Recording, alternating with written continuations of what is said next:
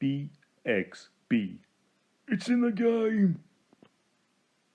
My love affair with Formula One started early. I would have been around 10, maybe 11, and I remember watching the races with my family, people like Nigel Mansell, Michael Schumacher, Damon Hill, things like that, and I absolutely fell in love with it. I fell off Formula One as you get older, you know, your priorities change, the things you watch change, things you do change, and came back to it about 2 years ago.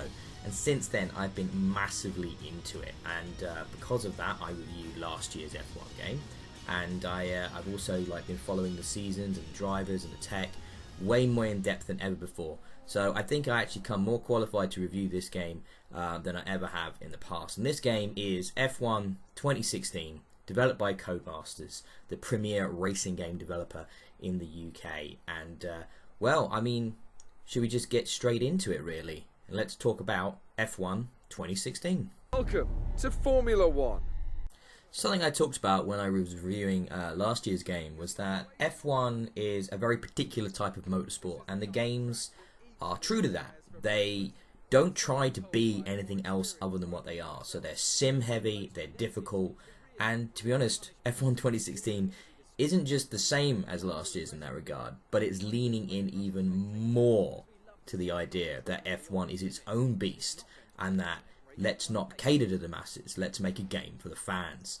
And that's what makes it so damn great. Now, this year's F1 comes back strong. It adds in a lot of the features that were missing from last year's, or at least so I was told once I did the research. The biggest new addition is career is back. Now, this is in addition to the obvious mode, other modes such as quick race, time trials, multiplayer, and the championship sort of race situation where you get to play as an existing driver. In career, you get to play as yourself, and a lot of that management, as you're seeing in this video, is done through the laptop interface that you go to between your different sessions over the race weekend. Now, one of the big new additions to career mode, and that actually has a worth, is that free practice is now an integral part of everything you do over the race weekend. Now, something I would normally have skipped would have been free practice. I mean, like, why do you need to do free practice? You get into qualifying, you know, you get yourself in the grid at a decent position, and then you do the race. Not anymore. Free practice is really important. Basically, over the weekend, over the free practice, which normally happens on the Friday and the Saturday of the race weekends before qualifying, what they've done here is to make it, to gamify it, to give it a reason to exist, is that you can upgrade your car. And to upgrade your car and to upgrade your team's abilities, you need to perform in free practice various sort of driver challenges, things such as getting qualifying pace, proving, as you can see in this video, that you can hit the apex of the corners properly, that you can hit them at optimum speed and optimum position. Also, there's tyre degradation and tyre management challenges. There are other various challenges as well as you go throughout the season, and things may change depending on your team and depending on your position in the team as well. Like I said, they're really getting into the minutiae of what it is to be a Formula One driver, and it only makes it more compelling. In this particular video, I wasn't doing the best bit of free practice here, but hey, you know, this was early on, and I definitely got better. Now, one of the cool things as well in the career that you can pick what team to start in. You can go right the way down to the bottom of the heat and join Manor. I went somewhere in the middle, and I joined Toro Rosso. And the career mode will span 10 seasons, which you can move between the teams, or you can stay at a team and make the car much, much better and make it like World Championship contender worthy. And I found that really great. Another thing that's new to this year is they've added like lots of granulation when it comes to the difficulty settings. There's now about 8 different difficulties you can set, and lots of customization as well from the different levels of damage and all kinds of things like that. So you can really craft the game to be the experience you want it to be.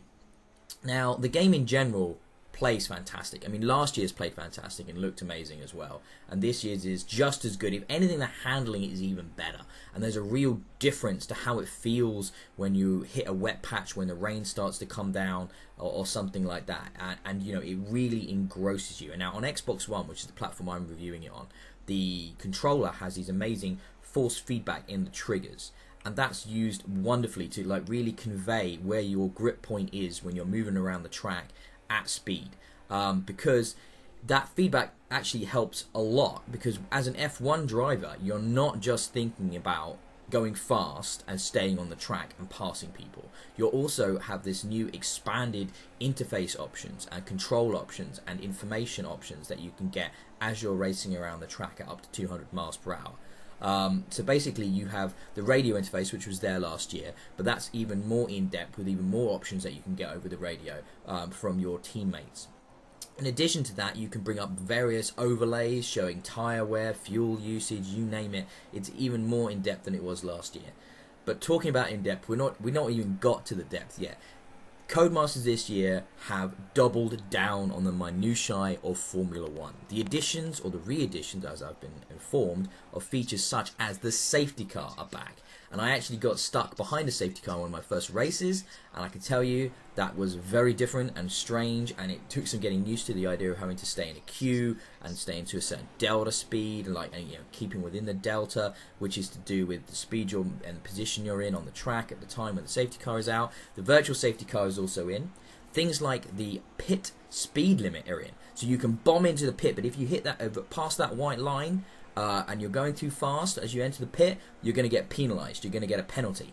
Same thing with exiting the pit and entering the pit. If you cross the white line in the wrong place, you can get a penalty. So lots of minutiae are being added, and I absolutely love that. It's what sets Formula One apart from a touring car racer or an arcade racing game. It's what makes Formula One the sport we love and adore. If you're a fan. And frankly, if you're listening to this review and you're not a fan of Formula 1, I'm probably going to be saying loads of things here that you have no idea what I'm talking about. Hey, formation laps are in. What other type of racing game would have a formation lap? You can drive around before the race even starts, do a lap, you have to stay in position, and then, warm up the tyres, get the engine ready, do a little formation lap. Why not? It doesn't add a lot to the experience, but it's there. More importance to the experience is the introduction of the manual start. Now, recently in Formula 1, the rules have been tightened up a lot in the last couple of years to do with the starts and the help that the pit crew can give the start and stuff, and that's all been reduced.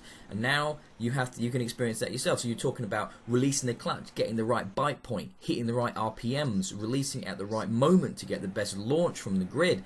It's technical, it's difficult, it's what you want. Trust me, it's the experience you want from a Formula 1 game. And obviously, without saying, all the teams are accurate to this year's roster and team positions and driver positions. The tracks look stunning.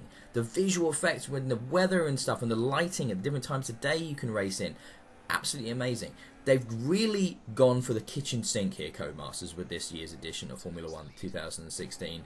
I love it. It is based on the foundation they did with last year's first next-gen release, and they have expanded it in all the ways you want. Being able to put myself in a Formula 1 car and live that fantasy of being a Formula 1 driver, something I'd never be able to achieve, never in a million years. The closest I got was being a go-kart racer, and that was great and all, but, a couple of times down at the track with my brother, who's also a big Formula 1 fan, and I hope he watches this video as well. That's nothing in comparison to doing 200 miles per hour while juggling all the technical stats, while changing strategy on the fly, while deciding what tyres you want to move. For example, when there's a safety car, do you pit in then? Do you take advantage of the fact that there's a safety car? Do you change your tyre strategy? Do you go to 3 stops? Do you stick to 2 stops?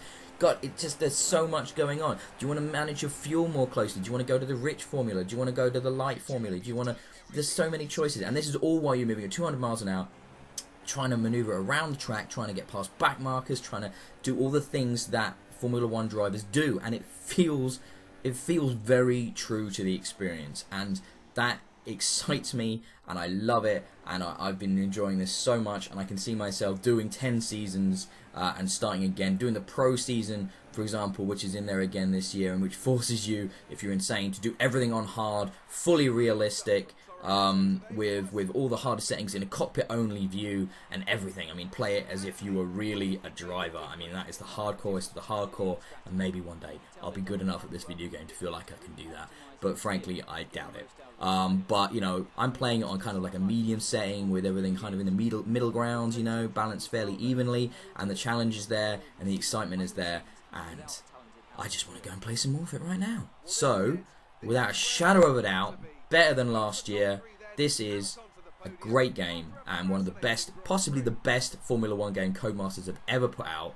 So I'm going to give this 4 out of 5 stars. BXB. It's in the game.